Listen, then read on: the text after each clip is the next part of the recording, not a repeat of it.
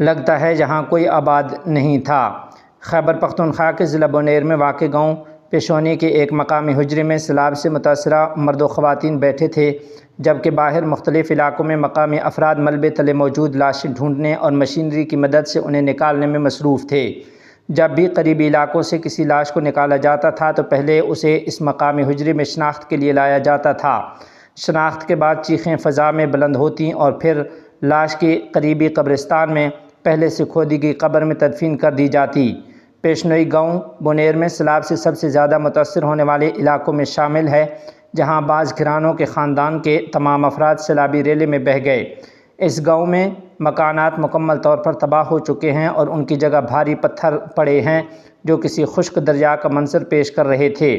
پتھروں کے نیچے سے بعض گھروں کے کمروں کے پردے، کچن کے برتن، چارپائیاں اور دیگر سامان بھی نظر آ رہا تھا۔ پہلی نظر میں ایسا معلوم ہوتا تھا کہ یہاں کوئی آباد ہی نہیں تھا۔ گاؤں میں ایک طرف بھاری مشینری سے ایک گھر کا ملبہ اٹھایا جا رہا تھا۔ پوچھنے پر ایک مقامی شخص نے بتایا کہ اس گھر میں لاشیں پڑی ہیں اور انہیں نکالا جا رہا ہے۔ سیلاب نے سب سے زیادہ تباہی بونیر کے مرکزی بازار پیر بابا سے تقریباً 1 گھنٹے کی مسافت پر واقع پہاڑ کے دامن میں قائم مختلف دیہاتوں میں مچائی۔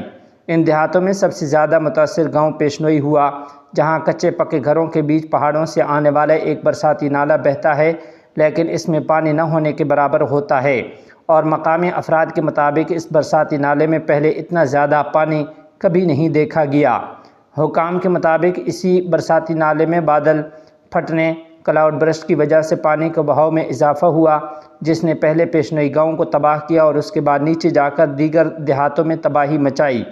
تاہم فرق صرف اتنا تھا کہ پیشنوئی گاؤں میں پانی اپنے ساتھ بھاری پتھر بھی بہا کر لایا تھا، جبکہ نیچے کے دیہاتوں میں پانی گھروں میں داخل ہوا تھا اور اسی وجہ سے 6 سے 8 فٹ تک مٹی کا ملبہ موجود تھا۔ پھر اسی پانی نے نیچے جا کر پیر بابا کے مرکزی بازار کو متاثر کیا۔ علاقے میں ریلیف کا کام جاری، تاہم حکام کے مطابق عام لوگ جو مدد کے لیے نہیں بلکہ تباہی کے مناظر دیکھنے آتے ہیں، ان کی وجہ سے بہت زیادہ رش بن گیا ہے، جس سے ریلیف کے کاموں میں بھی مشکلات پیش آتی ہیں۔ ہم نے دیکھا کہ سڑکوں پر بہت زیادہ رش کی وجہ سے امداد لے جانے والی بعض گاڑیاں بھی پھنسی ہوئی تھیں۔ علاقے میں پینے کے صاف پانی کا مسئلہ بھی درپیش ہے، کیونکہ مقامی افراد کے مطابق پانی کی سپلائی کا نظام سیلاب میں بہہ گیا، جبکہ مقامی کنویں سیلابی پانی سے بھر گئے ہیں۔ سب سے سنگین مسئلہ علاقے میں موبائل نیٹ ورک کی بندش ہے، کیونکہ مختلف علاقوں میں ریسکیو اور امدادی کارروائیاں جاری ہیں، لیکن ان کا متاثرہ افراد کے ساتھ کوئی رابطہ نہیں ہو پا رہا۔ تمام نیٹ ورکس کے سگنل بند ہیں، تاہم متاثرہ علاقوں سے تھوڑا باہر نکل کر سگنل آنا شروع ہو جاتے ہیں۔ موبی جائز کی جانب سے بونیر سمیت سیلاب زدہ علاقوں میں کال کی سہولت مفت کرنے کا اعلان بھی کیا گیا ہے۔